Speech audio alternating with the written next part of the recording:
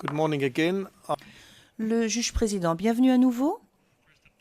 Je voudrais, dans un premier temps, présenter mes excuses au public, car nous avons rendu une ordonnance au sujet de mesures un peu draconiennes, il faut le dire, mais je pense que cela est nécessaire pour le bien-être et la sécurité du témoin.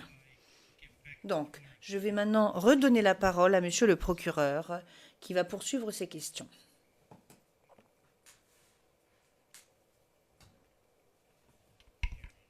Monsieur McDonald, merci, monsieur le président. Nous étions, lorsque nous nous sommes quittés, vous étiez dans une ambulance et vous avez mentionné avoir été cette ambulance, avoir rencontré un barrage. Les gens de la Croix-Rouge qui nous ont récupérés et nous sommes arrivés à un barrage routier civil qui était composé, qui était armé. D'autres étaient habillés d'un tricot, d'autres avaient un pantalon en treillis. Et ils ont dit aux gens de la Croix-Rouge, ils leur ont posé la question de savoir ce qu'ils transportaient. Ils leur ont dit qu'ils transportaient des blessés. Alors, est-ce que ce ne sont pas des marcheurs? Ils disent oui. Alors ils leur ont demandé de nous débarquer afin qu'on nous tue. Parce qu'ils disent que les Djoula mangent et ils veulent être présidents, donc on va les tuer. Nous sommes tous là pour eux, donc il faut qu'ils nous débarquent du véhicule afin qu'ils nous tuent. J'ai dit aux représentants de la Croix-Rouge que je ne peux pas accepter que vous nous débarquiez, qu'ils nous tuent. Alors il a dit non, qu'ils ne peuvent pas livrer un malade, que de rester tranquille, de descendre. Eux aussi sont descendus, sont entretenus avec les gens qui tenaient le barrage. Ils ont refusé. Ils voulaient nous tuer. Ils sont entretenus pendant assez longtemps. Ensuite, ils ont ouvert le barrage et nous ont laissé passer. Les gens de la Croix-Rouge ont appelé, je ne sais pas qui ils ont appelé, mais ils ont informé qu'ils transportaient des malades et qu'ils ont demandé où nous acheminer. Ils nous ont dit de nous acheminer vers sud Yopougon. Nous sommes arrivés à un poste de santé. Ils nous ont fait descendre. Les médecins étaient en train de travailler. Ils nous ont récupérés. Ils nous ont récupérés et conduits dans une chambre. Ils m'ont consulté et ils se sont rendus compte que ma jambe était fracturée, que ça faisait mal. J'ai fait une radio et il y avait beaucoup de blessés qui arrivaient pour des radios. Ils ont fait 2 radios. Ensuite, ils m'ont fait coucher dans un lit.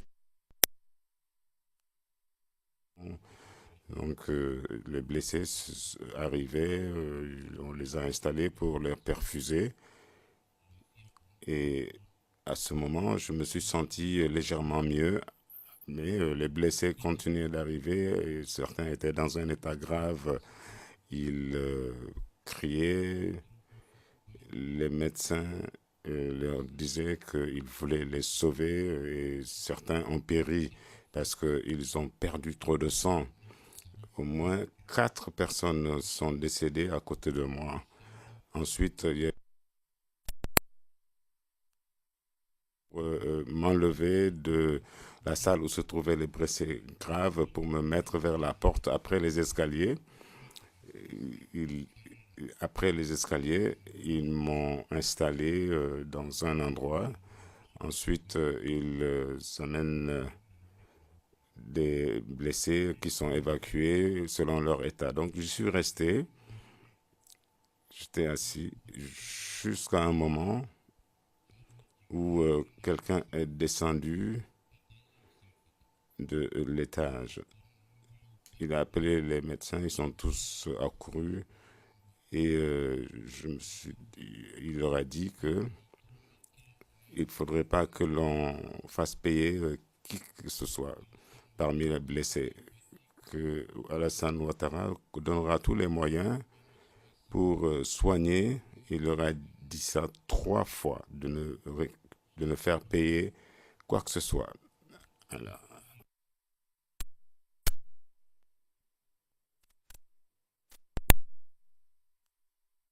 Et il s'est adressé au médecin, donc je suis resté, j'ai été rassuré que j'allais recevoir des soins. Alors j'y suis resté. À un moment, à l'hôpital,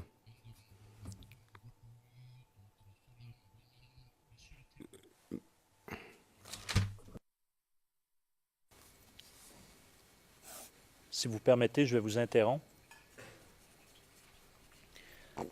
Alors, je comprends que vous êtes à l'hôpital. Et nous allons poursuivre plus tard la suite. Mais maintenant, j'aimerais vous ramener au tout début. Et je vais vous poser des questions bien spécifiques. Alors, nous avons entendu et écouté attentivement votre récit, votre témoignage. Mais maintenant, vos questions peuvent être beaucoup plus courtes et ne répondre qu'à la question.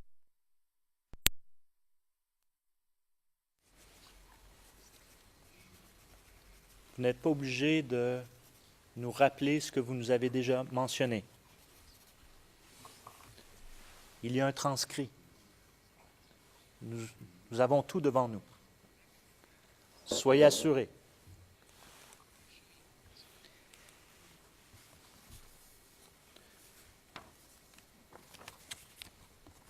Monsieur le témoin,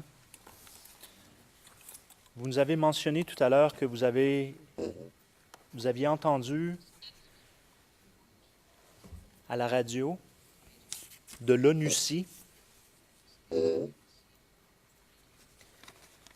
qu'il y était pour avoir une démonstration et que c'est M. Guillaume Soro qui a annoncé. Vous rappelez-vous des détails qui ont été mentionnés par M. Soro dans un premier temps? Alors, ma question est fort précise. C'est les paroles de M. Soro lorsque vous l'avez écouté. Uniquement cela.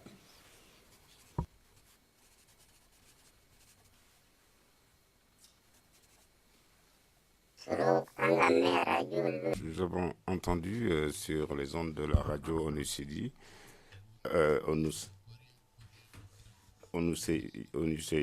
qu'il a invité les gens à se retrouver le 16 décembre 2010 à la RTI. C'était ça le contenu du message. Et qu'il faudrait que l'on aille montrer à Laurent Gbagbo les mains nues que les Ivoiriens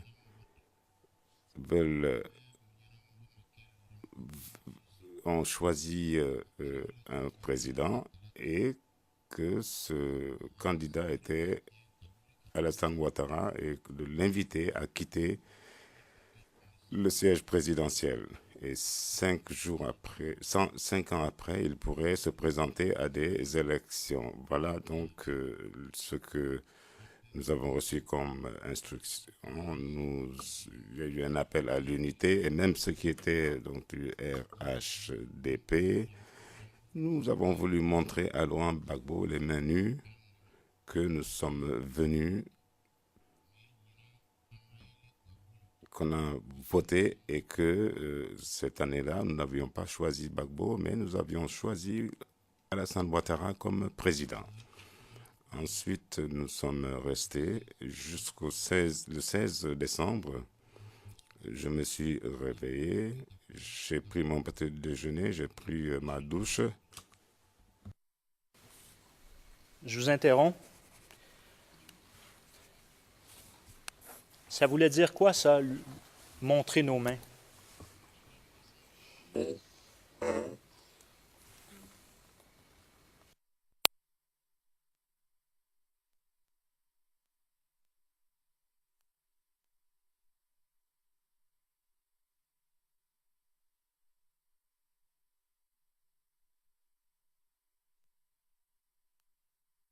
Violence, nous n'étions pas armés de fusils, d'armes à feu ou d'armes blanches.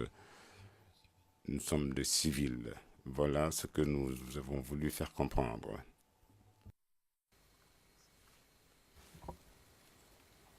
Monsieur le témoin, donc vous dites que le 16 décembre, vous avez quitté votre maison. Quelle heure était-il, si vous vous en rappelez? J'ai quitté mon domicile après 7 heures parce que je me suis assis au carrefour Silla, au kiosque, et j'y suis arrivé vers 9 heures à cet endroit. Bon, un kiosque, je comprends, c'est un petit café, un endroit pour prendre le petit déjeuner? Tout à fait. On y buvait du café, il y avait également moyen d'y manger. Après le kiosque, où êtes-vous allé? Je me suis rendu à Djamé, au bord d'un baka. Ensuite, j'ai continué à pied pour me diriger vers le cinéma Liberté et pour me rendre vers Cocody. Donc, vous avez pris un Baka, qui est un taxi collectif? Tout à fait. La commune d'Adjamé est grande. Est-ce qu'il y a un endroit spécifique dans Adjamé où vous êtes allé?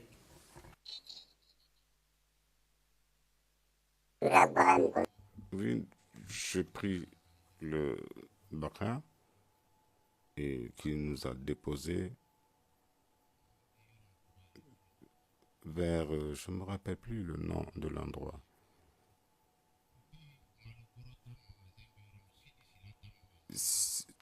Pas loin du magasin de Sidi Silla. Sidi Silla vend du riz et c'est là où nous sommes descendus du véhicule. Ensuite, vous pouvez vous rendre rapidement vers le cinéma Liberté. À pied. Tout à fait. Je suis descendu du bagage, j'ai continué à pied. Avant la marche, ou cette journée-là, au moment où vous êtes au cinéma, quel est votre état de santé?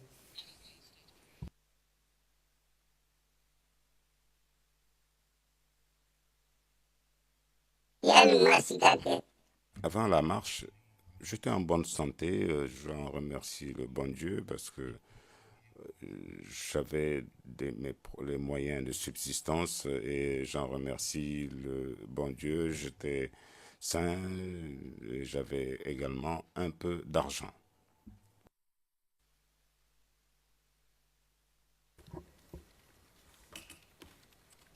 Your Honors, with your permission. Monsieur le Président, avec votre aval,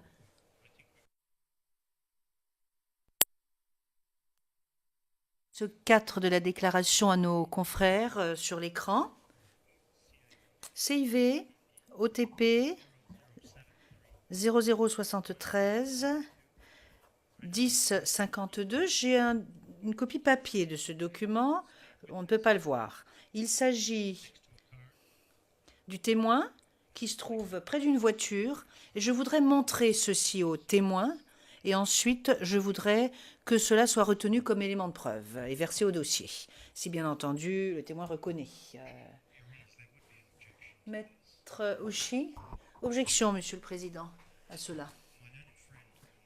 Mon estimé confrère peut poser des questions pour jeter la base et pour obtenir des réponses de la part du témoin au sujet de ce que faisait le témoin. Ensuite, si le témoin mentionne quelque chose qui a quoi que ce soit à voir avec la photo, il peut présenter la photographie au témoin. Le problème, voyez-vous, c'est que présenter une photographie au témoin sans poser le contexte, eh bien, c'est l'équivalent d'une question directrice quand même. Là, en quelque sorte, on force le témoin, on contraint le témoin à affirmer quelque chose de façon précise en lui demandant de regarder une photo. Monsieur MacDonald, oui, je pense que mon confrère a raison, mais c'était pour accélérer la procédure. Le juge président, mais je pense qu'il va y avoir une question qui va être posée au sujet de cette photographie quand même. Monsieur MacDonald, oui, bien sûr. Le président, allez, si vous allez poser une question, montrer la photographie, franchement, je ne vois pas où est le problème. Enfin, je ne vois le problème ni pour l'une ni pour l'autre des parties. Maître Shea, moi je pensais que M. MacDonald voulait d'abord montrer la photo au témoin et ensuite lui poser des questions. Ce que je dis, c'est qu'il doit faire les choses dans l'inverse, parce qu'il faut établir le lien avec la photographie avant de montrer la photographie au témoin, sinon cela équivaut à une question directrice. Le président, mais écoutez, cela dépend de la question. S'il lui dit, est-ce que c'est votre voiture, par exemple? Enfin, voyons un peu. Posez la question, puis montrez votre photographie. Et là, je pense que nous sommes sur la même longueur d'onde. Vous avez remis une photo au bureau du procureur? Oui.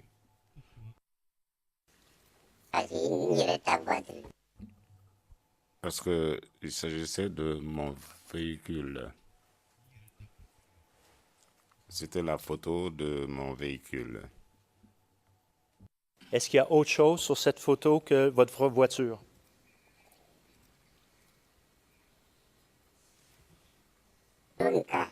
Sur la photo, il n'y avait rien d'autre à part la voiture.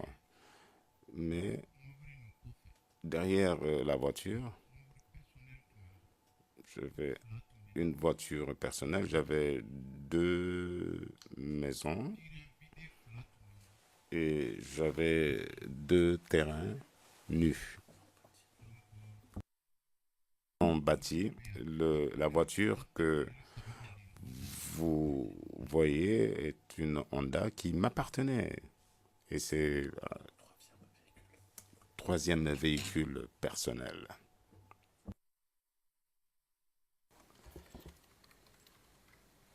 So, Your Honor, Monsieur MacDonald, donc Monsieur le Président, je vais maintenant montrer la photographie au témoin. Mais toutefois, je souhaiterais indiquer que je souhaite en demander interrompu par le Président. Oui, mais une petite précision.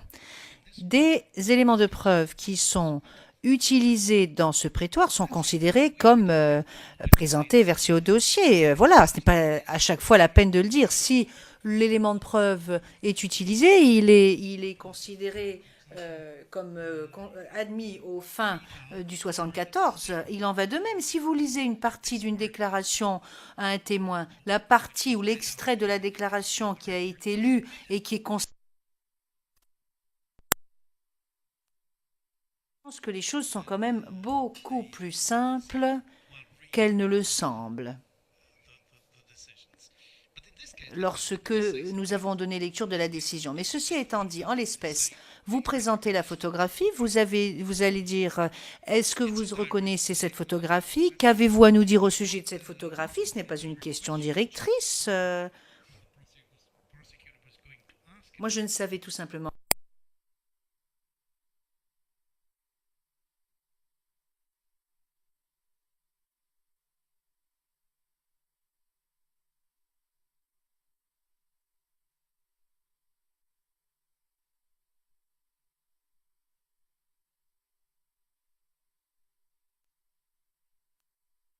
La photographie pose litige. Alors là, vous avez tout à fait raison.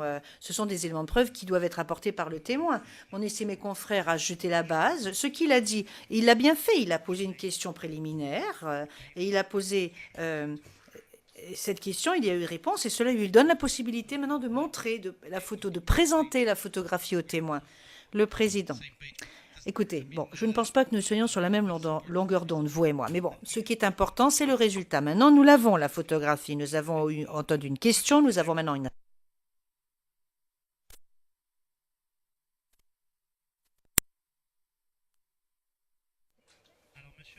Je vous en prie, Monsieur MacDonald. Lorsque vous êtes au cinéma et que vous continuez par la suite votre marche, êtes-vous seul ou êtes-vous avec d'autres personnes?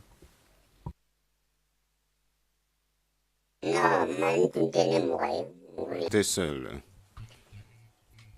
En fait, je me suis déplacé seul. Je n'étais en compagnie de personne. Et une fois que vous quittez l'endroit du cinéma,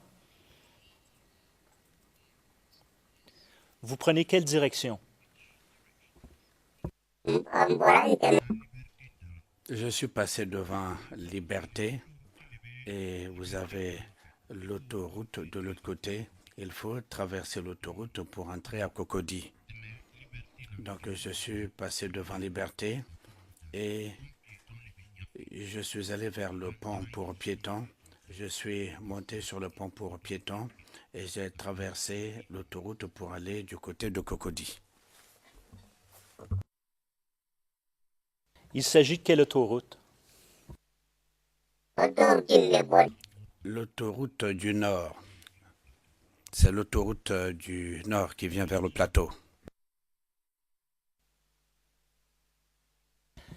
Lorsque vous prenez ce passage au-dessus de l'autoroute du Nord,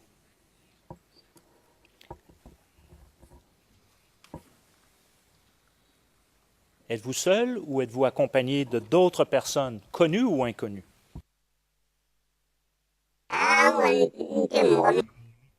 Non, il y avait beaucoup de personnes avec moi que je ne connaissais pas et toutes ces personnes traversaient donc, mais chacun allait dans sa direction.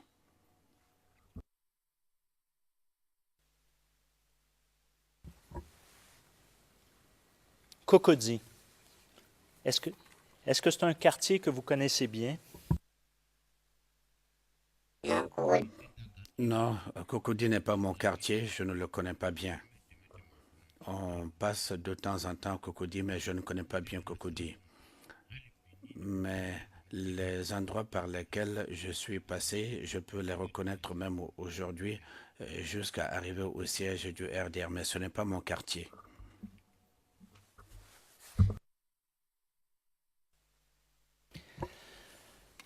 Monsieur le témoin, vous avez mentionné tout à l'heure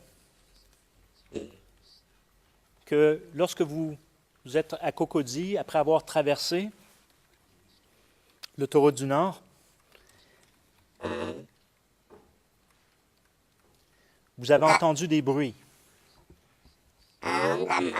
Oui, j'ai entendu des bruits, mais ça, c'était du côté d'Adjamé.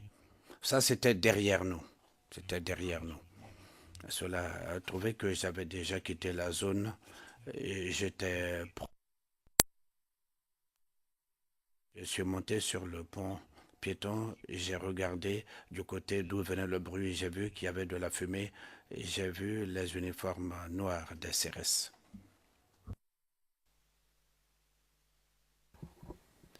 Nous allons revenir à ces termes CRS, leurs uniformes, car nous allons y revenir plus tard.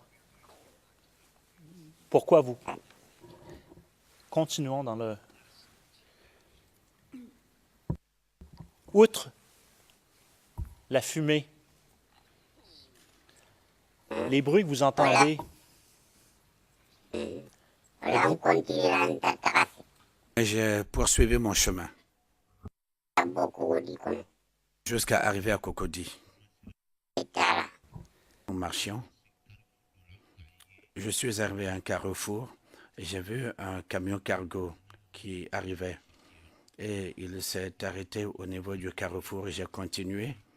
Et j'ai vu que des gens en uniforme descendaient.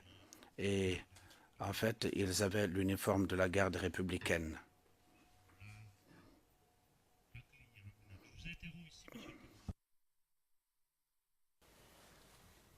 Un cargo, c'est quoi? Expliquez à la Chambre, c'est quoi un cargo, dans un premier temps. Ce sont les camions dans lesquels, camions de 10 tonnes dans lesquels circulent les militaires. Ce sont des camions qui ont à peu près 10 tonnes et il y a des bâches au-dessus de ces camions, c'est ce qu'on appelle cargo. Camion cargo. Est-ce que vous m'avez compris? Demande le témoin. Laissez-moi vous poser une question de précision. Quand vous dites qu'il y a une partie arrière qui est ouverte, pardon, est-ce que cette partie arrière, elle est ouverte ou elle est fermée?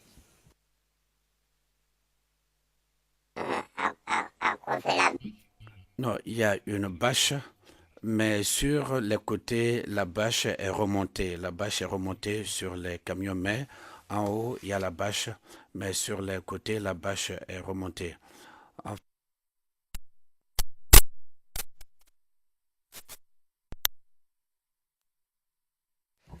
Et vous avez mentionné qu'il s'agissait de membres de la garde républicaine. Pourquoi êtes-vous capable de mentionner cela?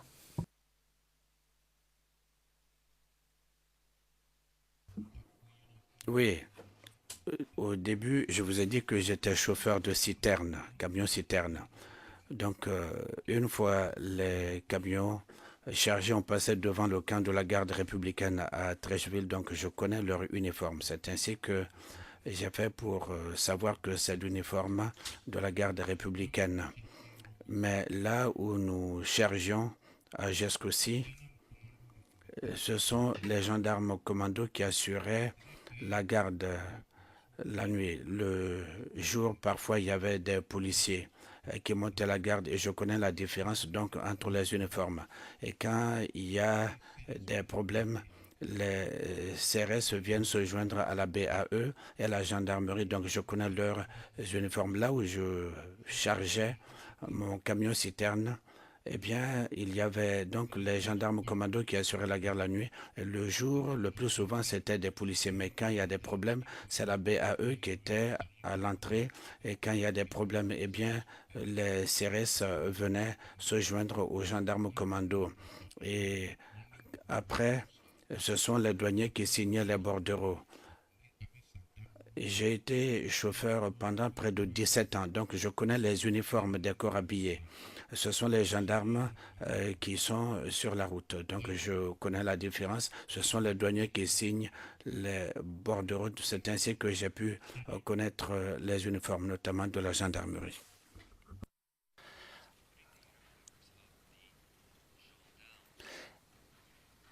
Je vous ramène au cargo le 16 décembre et vous avez vu des membres de la garde républicaine. Comment étaient-ils habillés?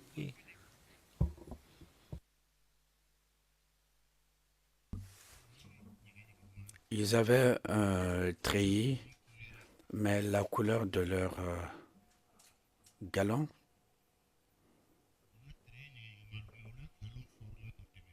il est plus foncé que ceci. La couleur de leur galon était plus foncée que cette couleur.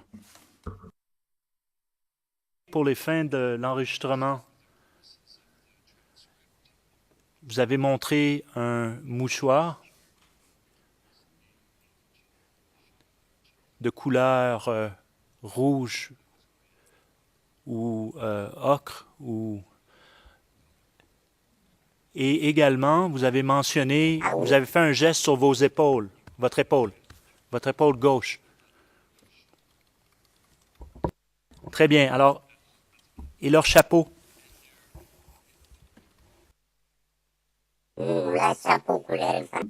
La couleur de leur chapeau était la même, mais c'est un peu plus foncé que ce que je vous ai fait voir également.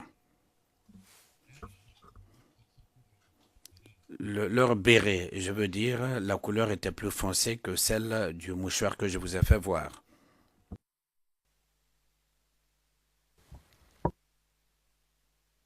Pardon, Et l'habit comme tel était de quelle couleur? Il s'agissait d'un treillis. Vous savez que ce sont des tenues tachetées, mais je ne peux pas vous expliquer parce que je ne connais pas les noms des couleurs en français. Je peux reconnaître, bien sûr, la couleur si je la vois. Il s'agit donc du treillis, mais en fait, ce sont les galons et le béret qui permettent de faire la différence facilement.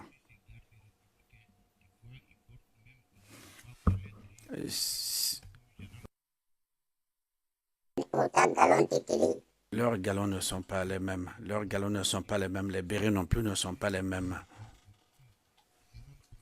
Les gendarmes commando, leur béret est rouge par rapport à l'autre. Pour les autres, la couleur est plus foncée. La couleur est plus foncée. La garde républicaine, je veux dire.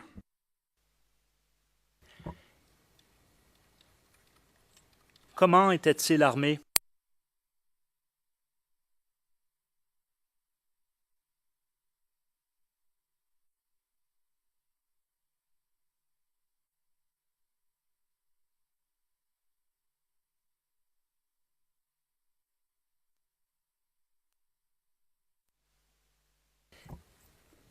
Quand vous dites Kalachnikov,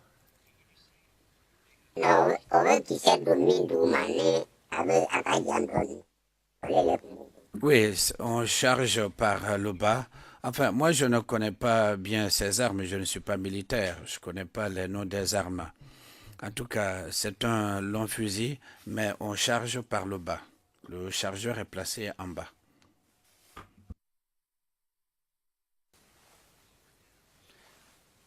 et pour les fins d'enregistrement, vous faites le geste en dessous.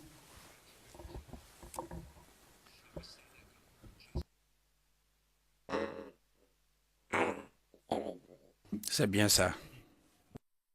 Continuons. Downwards does not. Le juge président, si vous dites vers le bas, ça ne veut pas vraiment dire le geste que le témoin fait. Il s'agit de charger donc du bas vers le haut. C'est bien ça, charger l'arme du bas vers le haut.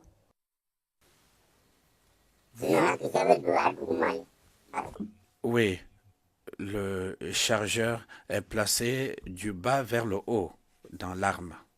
On va du bas vers le haut. C'est un peu comme ce que je tiens là. On prend et on accroche dans la partie basse de l'arme, qui est vers le sol. Je crois que c'est clair.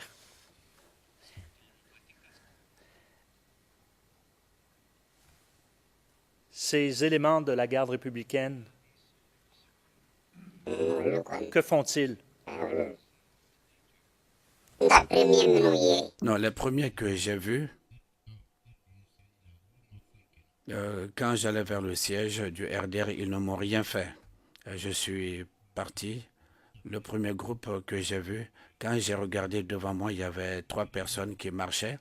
J'ai accéléré le pas, je les ai rattrapés et nous sommes allés ensemble. Les premiers que j'ai vus ne m'ont rien fait. Arrivé au siège du RDR.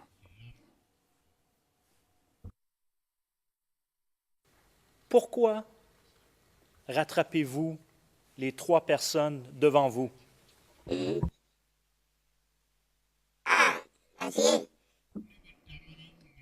Moi, je marchais, j'étais seul, j'ai vu 3 personnes devant moi.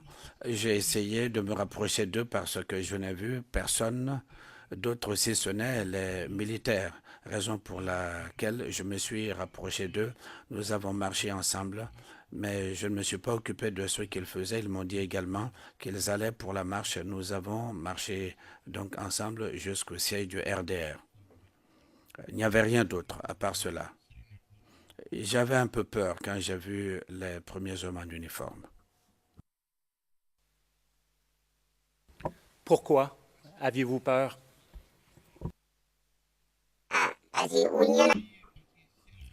Oui, on ne les voit pas tout le temps en ville. Quand vous les voyez en ville, c'est qu'il y a quelque chose qui se passe. Ils ne se promènent pas comme ça facilement en ville. On ne les voit pas souvent. C'est la raison pour laquelle j'ai pris peur un peu. Ils ne sont pas comme les autres hommes en uniforme. Quand vous les voyez en ville, c'est qu'il se passe quelque chose. C'est la raison pour laquelle j'ai pris peur.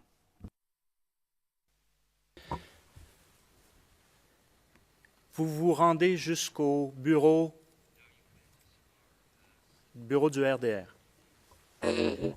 C'est exact. Afin de situer la chambre,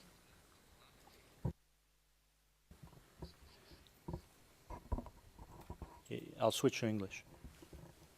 We have Monsieur MacDonald, je passe à l'anglais. Nous avons en fait envoyé un email à ce sujet. Nous avons envoyé un PowerPoint avec le site exact.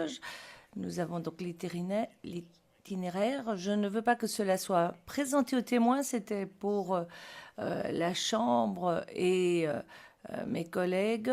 Nous avons, je pense aussi, si nécessaire, cette version imprimée, si c'est plus facile, que nous pourrions distribuer. Donc, si vous souhaitez, donc, je propose de distribuer ces feuilles sans en donner aux témoins. Maître Auchy, je n'ai aucun problème à ce que cela soit distribué, d'autant que cela n'est pas présenté aux témoins si c'est pour nous aider, nous, dans la Chambre. La seule chose que je voudrais faire remarquer, c'est que nous ne sommes pas d'accord avec ce qui a été envoyé. Donc, c'est une chose que vous devez garder à l'esprit tout en consultant ce document qui est distribué. Le juge président, nous prenons bonne note de votre désaccord. Vous n'êtes pas d'accord parce que la carte est fausse, elle a été falsifiée? Maître Auchy, nous ne sommes pas d'accord parce que la carte est fausse, telle que le procureur a situé les lieux, ce n'est pas exact. Le procureur, dans ce cas-là, Google Maps est faux. Le juge président, ça me semble bizarre quand même. Maître Auchy, peut-être, Monsieur le Président, mais nous ne sommes en tous les cas pas d'accord avec la situation qui est présentée par le procureur. Le juge président, mais la carte alors, Maître Auchy, non, la carte Google est exacte. Ce sont les annotations que le procureur y a rajoutées qui sont à nos yeux erronées.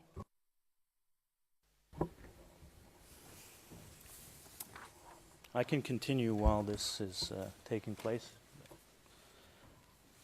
Bien, je vais continuer pendant qu'on procède à la distribution. Est-ce que nous pourrions également avoir... Pardon, correction de l'interprète. Le procureur, je vais continuer pendant qu'on distribue les exemplaires. Le juge président, est-ce que nous pourrions également avoir un exemplaire?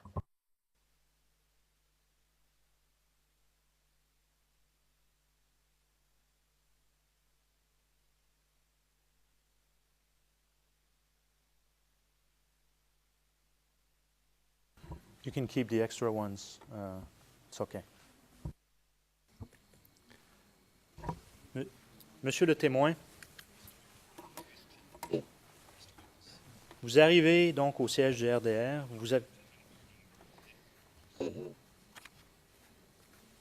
Que font les gens aux locaux du RDR? Il y avait beaucoup de gens au siège du RDR. Ils étaient tous venus pour se rendre à la RTI. Telle était l'intention de nous tous. Nous avons trouvé qu'il y avait beaucoup de gens qui étaient là. Beaucoup d'autres personnes nous ont rejoints. Nous nous sommes dit, en fait, on nous a donné des conseils. On a dit de ne pas causer de dégâts. Quand nous allons marcher, nous allons lever les mains nues. Et nous allons nous rendre au siège du PDC qui était le siège du RHDP. Et de là-bas, nous allons aller vers la RTI les mains nues pour montrer à Laurent Gbagbo que cette fois-ci, les Ivoiriens ont choisi un dirigeant de leur choix qui n'est pas Laurent Gbagbo, mais qui est Alassane Ouattara. Donc, on le prie de céder sa place. 5 ans après, il peut revenir au pouvoir, il peut être candidat, peut-être qu'il pourra gagner. Et telle était notre intention.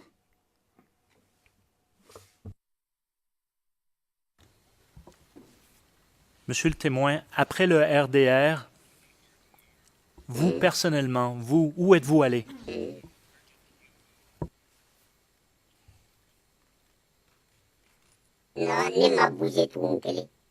Non, je n'ai plus marché seul. Quand j'ai trouvé la foule là, je ne me suis plus déplacé seul et je me suis déplacé avec la foule, mais seul, je ne me suis pas déplacé. Nous avons donc fait le déplacement ensemble, en groupe. Nous allions au siège du PDCI et de là-bas pour nous rendre à la RTI. Arrivé au niveau de la route, nous avons vu qu'elle était... En fait, il y avait une voie sans issue, il y avait un bâtiment et il y avait des gendarmes commando qui étaient devant ce bâtiment. Donc, la voie était sans issue. Donc, à l'est, il y avait une voie.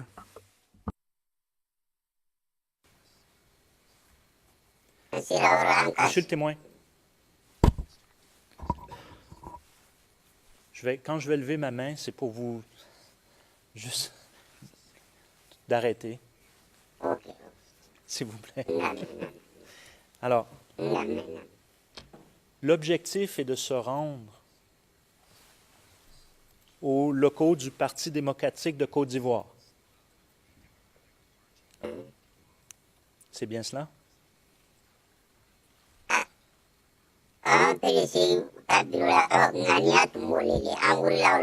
Telle était notre intention. Nous voulions nous rendre d'abord au siège du PDCI. C'était bien l'intention, l'objectif. Avez-vous rejoint le quartier général du PDCI? Non, nous n'avons pas pu atteindre le siège du PDCI.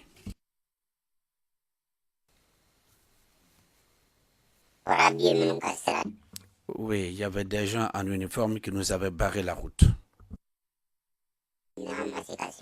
Et nous n'avons pas pu y arriver. À quelle distance environ des bureaux du RDR, si vous êtes capable de nous le mentionner?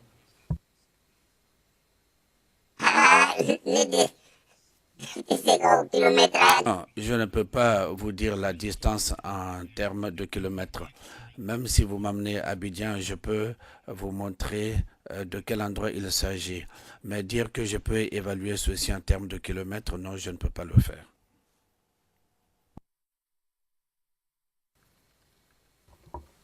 Et vous avez rencontré des gens en uniforme.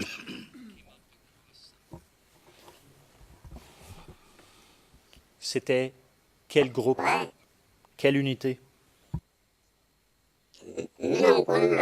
Oui, ceux qui étaient sur la route devant nous, les gens en uniforme, ils avaient des tenues des CRS. Et ils avaient des matraques, ils avaient des boucliers et ils avaient les fusils qui permettent de lancer les gaz lacrymogènes. Ils étaient nombreux, mais derrière eux, il y avait les agents de la garde républicaine avec leurs longs camions. Nous avons voulu nous rapprocher d'eux. Ils ont lancé les gaz lacrymogènes sur nous. Nous avons levé les mains parce que nous n'avions rien en main. Nous avons levé les mains. Quand on a voulu s'approcher d'eux de nouveau, ils ont lancé des gaz lacrymogènes sur nous. Beaucoup. Ils ont lancé beaucoup sur nous. C'est tombé au milieu de la foule et la foule a paniqué. On ne pouvait plus avancer et nous qui étions devant, on ne pouvait plus reculer. Donc la route qui va vers l'ouest, vers la droite, on a commencé à courir vers là-bas. Et en courant vers là-bas, j'ai entendu un coup de feu, je suis tombé. Quand je suis tombé, j'ai vu qu'il y avait beaucoup de coups de feu. Ceux qui étaient devant, beaucoup sont tombés à terre. Et je suis resté couché. Ensuite, j'ai levé la tête et j'ai vu que les gendarmes qui étaient devant le bâtiment et ceux qui étaient sur le côté, en fait, c'est eux qui tiraient sur la foule. Je suis resté couché.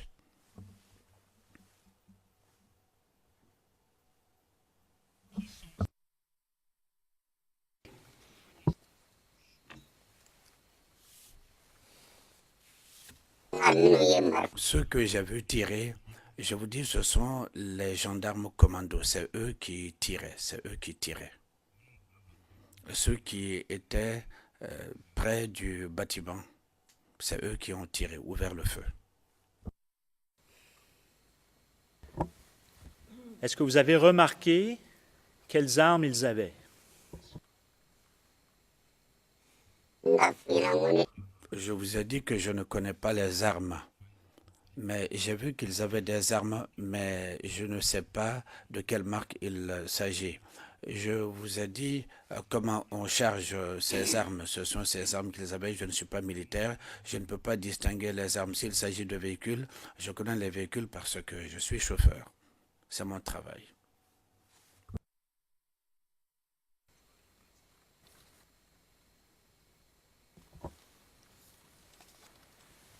À ce moment-là, vous dites que vous ne pouviez pas reculer, la foule ne pouvait pas reculer. Pourquoi? Il y avait beaucoup de gens. On ne pouvait plus, ceux qui étaient devant ne pouvaient plus reculer.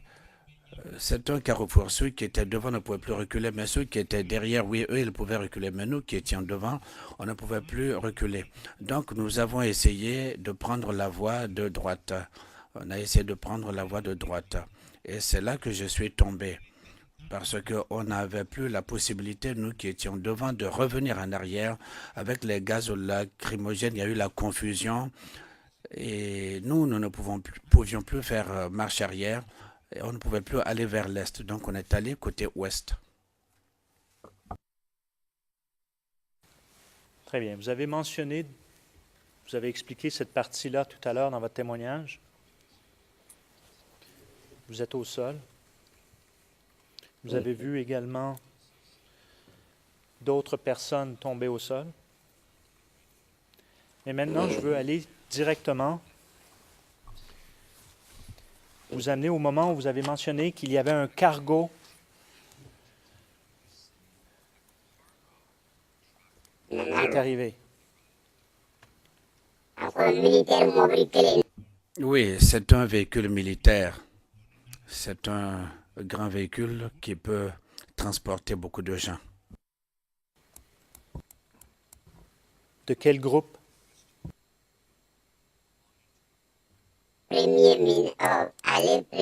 Non, le premier véhicule qui est arrivé, leur chef avait un uniforme de la garde républicaine. Le premier groupe qui est arrivé.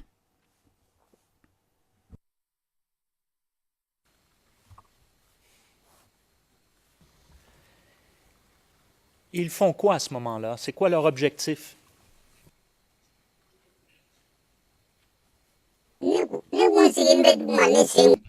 Moi, j'étais à terre. Ma jambe était fracturée.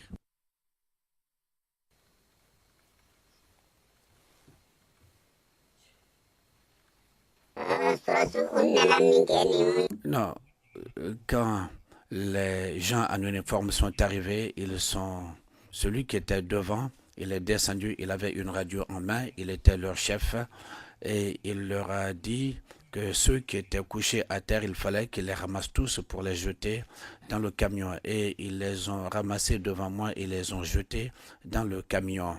Et après cela, ils ont marché jusqu'à moi.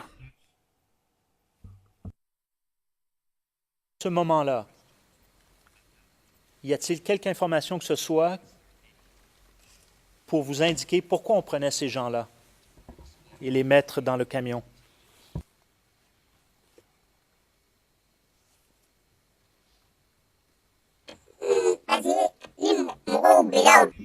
Les gens sont tombés, ils ne bougent pas. Ils sont couchés à terre. Ils les ont pris, ils les ont jetés dans le camion, ils n'ont pas bougé. Je ne sais pas pourquoi ils les ont ramassés. En tout cas, ils n'ont pas bougé. Ils les ont mis dans le camion cargo. J'étais là seul, mais tous les autres étaient à terre. Ils ne bougeaient pas.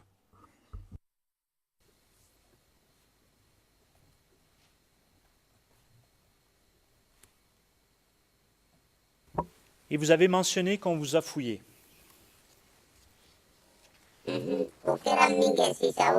Donc, ils sont venus jusqu'à moi.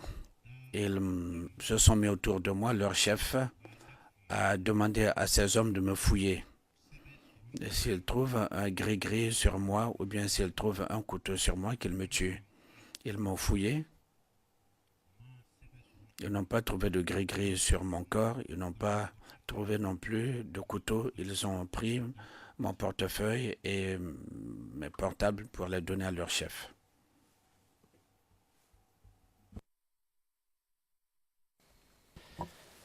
Pourquoi dites-vous que s'ils avaient trouvé des gris-gris ou un couteau, ils vous auraient tué?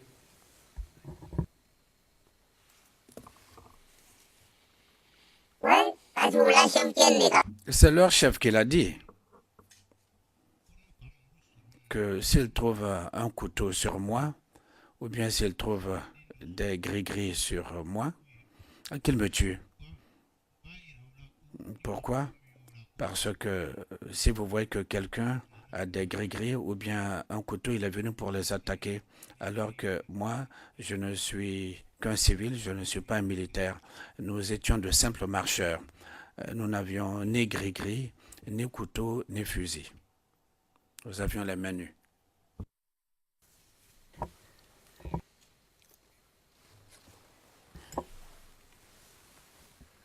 Expliquez à la Chambre, pour qu'on comprenne bien, c'est quoi ça, un gris-gris?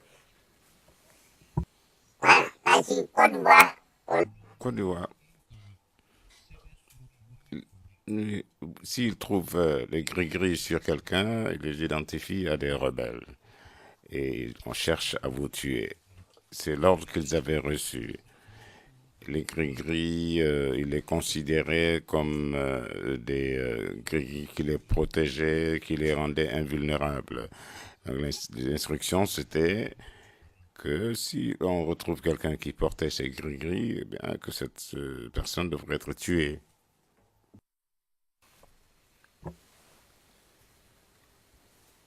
À votre connaissance, qui porte des gris-gris?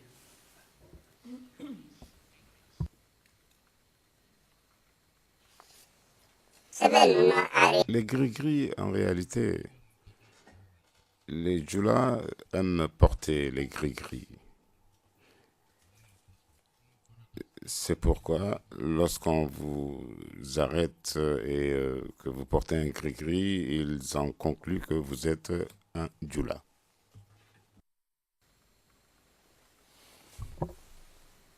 Et selon votre propre expérience, c'est quoi? Expliquez-nous, c'est quoi un Dioula?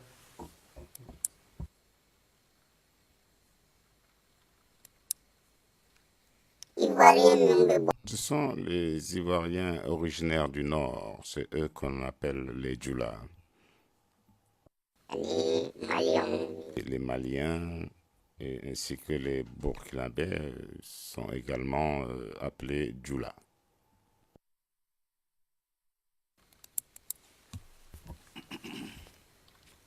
Vous parlez le Dioula?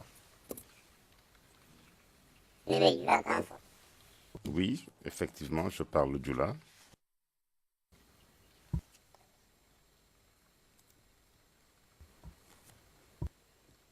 J'y reviendrai.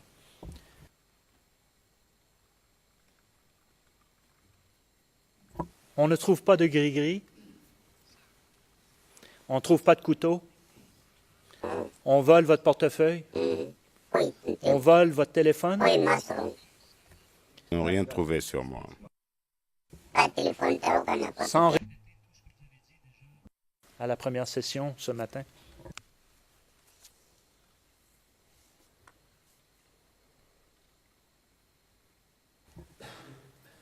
Je comprends qu'il quitte. Ce cargo quitte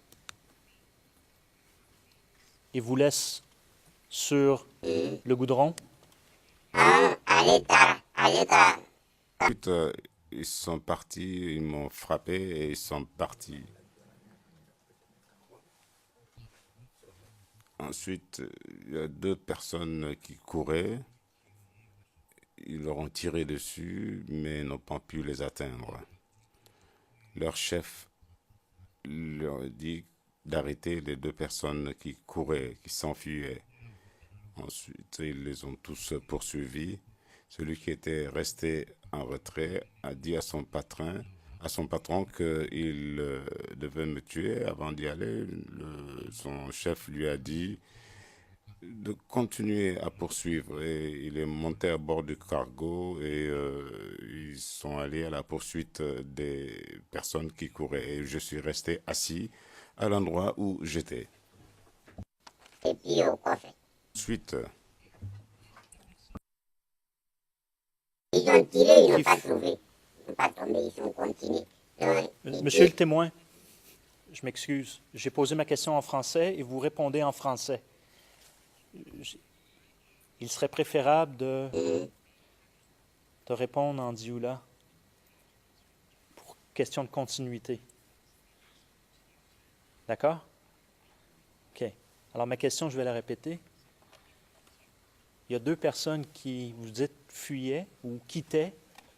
J'aimerais parler de cela pour l'instant. Est-ce que vous avez remarqué, c'était qui ces gens-là? Comment ils étaient habillés?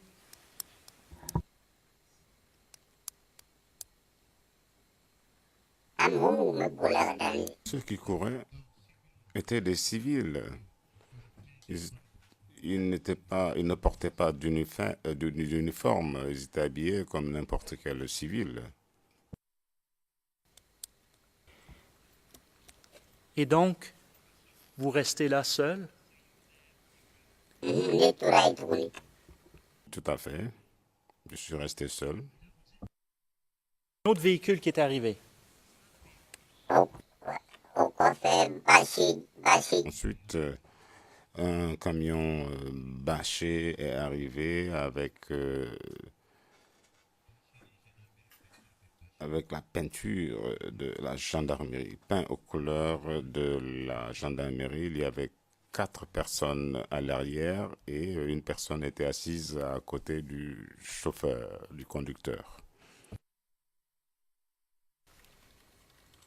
Quand vous dites c'était la couleur de la gendarmerie, quelle couleur est-ce?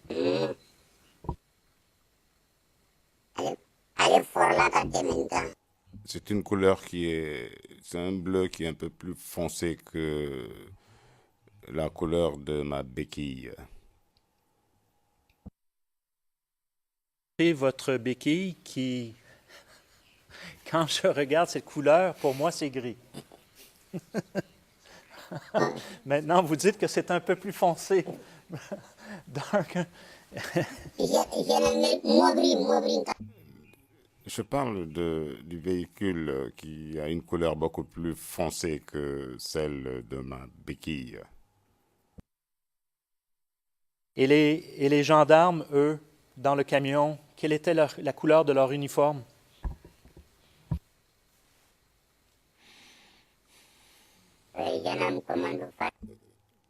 Ils portaient l'uniforme des gendarmes commando avec leur béret et ils avaient également une ceinture autour de la taille. Le même type d'arme?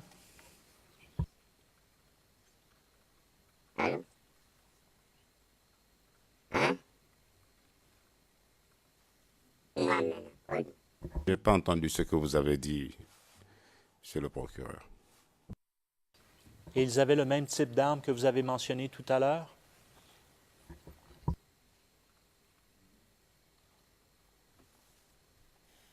Tout à fait, ils avaient le même type de fusil, mais le premier qui est descendu avait un autre fusil et il a pointé son arme sur moi. Les autres se sont rapprochés après être descendus. Le premier qui est descendu avait une radio en main, mais ils étaient tous en uniforme de gendarme commando.